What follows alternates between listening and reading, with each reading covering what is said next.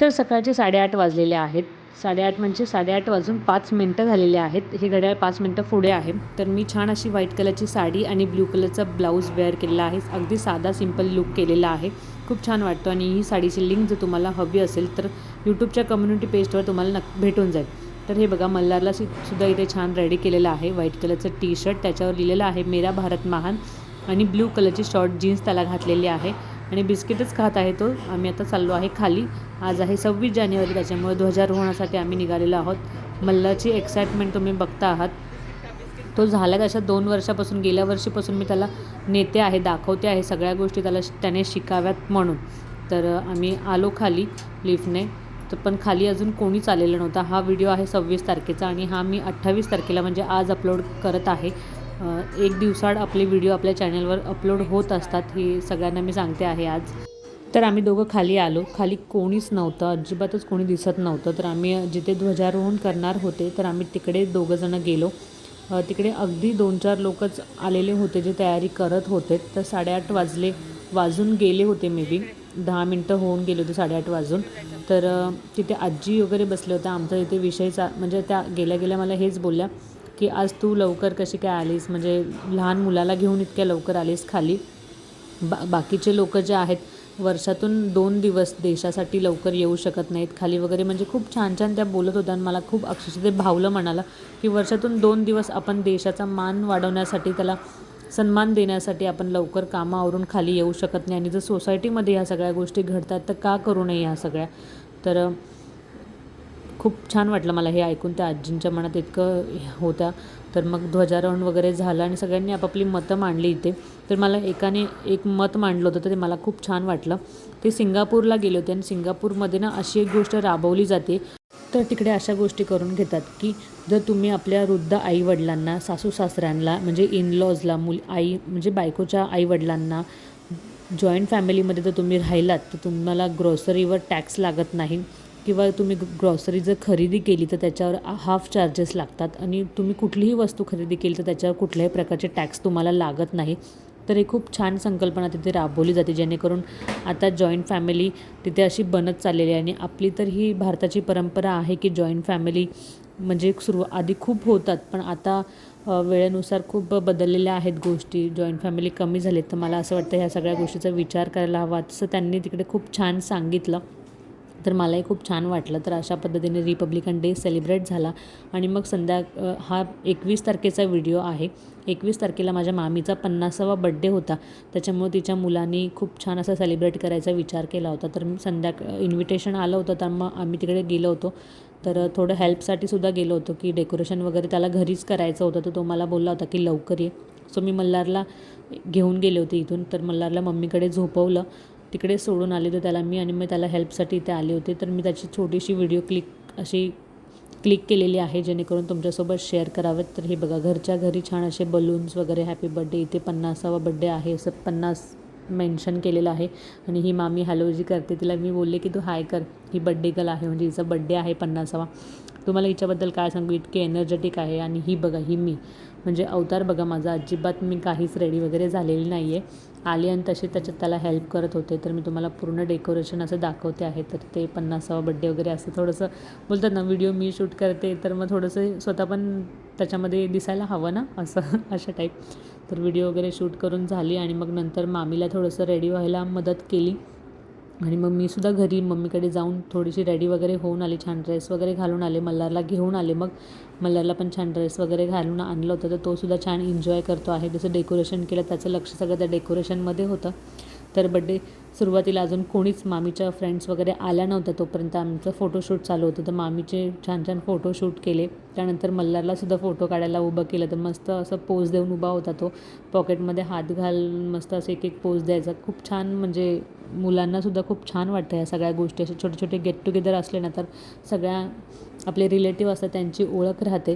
तर छोट्या छोट्या गोष्टींमध्ये आनंद व्यक्त करायला शिकत राहा किंवा सेलिब्रेट करत राहा. हे छोटे छोटे गेट टुगेदर करत राहा, मग तो बड्डे असो किंवा काही असो.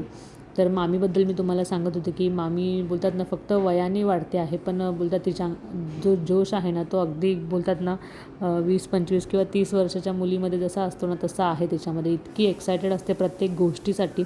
आणि म्हणजे जी नाही ती गोष्ट तिला करायची असते, असं आहे तिचं. आणि बड्डे पण असं आहे ना, की असं नाही आहे की कोणीतरी येईल आणि मग माझा बड्डे सेलिब्रेट करेल किंवा काय, असं नाही की माझा बड्डे सेलिब्रेट करायचाच आहे, कोणी करो अगर ना करो पण मी करेल, असं अशातली आहे ती. म्हणजे असं नाही आहे की कोणीतरी येणार आणि मग तो मला खुश करेल वगैरे, असं नाही आहे तिचं. आणि ती सगळ्यांना हेच सांगत असते, जास्त करून मला, की माझा स्वभाव पाहता ती मला हे सांगत होते की कोणावर डिपेंड नको राहू, स्वतःच्या गोष्टी सगळ्या स्वतःच करत राहा. मला सगळेजण हेच सांगत असतात, कारण की मी खूप जास्त ओव्हर थिंकिंग आहे, खूप जास्त विचार करत असते प्रत्येक गोष्टींचा. असो, माझं जाऊ द्या. तर काही वेळानंतर मामीच्या फ्रेंड्स आल्या आणि त्यांनी 50 दिवे लावले होते, तिचा 50वा बड्डे होता म्हणून. तर त्या 50 दिव्यांनी तिला सगळेजण ओवाळणार होते. तर खूप छान अशा गप्पा गोष्टी चालल्या होत्या, तिची मस्करी वगैरे खूप छान. सगळ्यांनी तिला खूप छान छान असे गिफ्ट्स वगैरे आणले.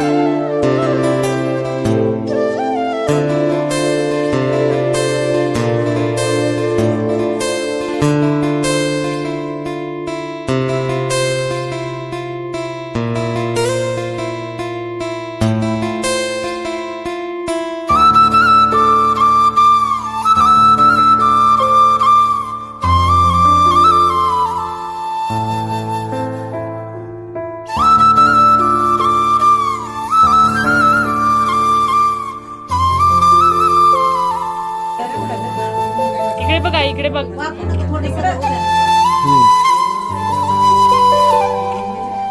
दादी इथून उभे राहा. आजी इकडे बघ, इकडे बघा. चलो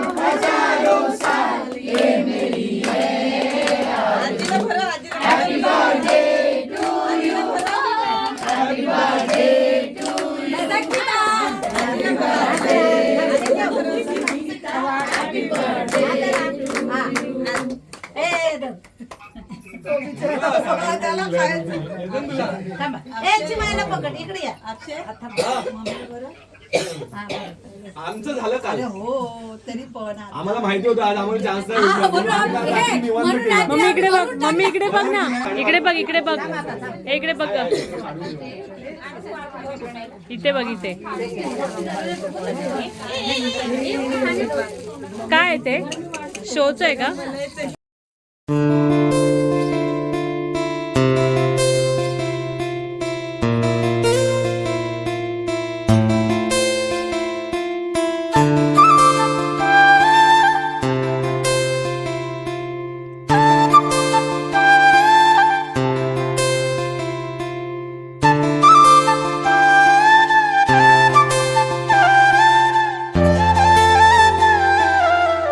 अशा पद्धतीने आज मामीचा हा बड्डे सेलिब्रेट झालेला आहे. खूप छान वाटलं. तर तुम्हाला व्हिडिओ आवडला असेल तर व्हिडिओला लाईक करा, शेअर करा, सबस्क्राईब करा, छान छान कमेंट्स करा आणि तोपर्यंत बाय. श्री स्वामी समर्थ.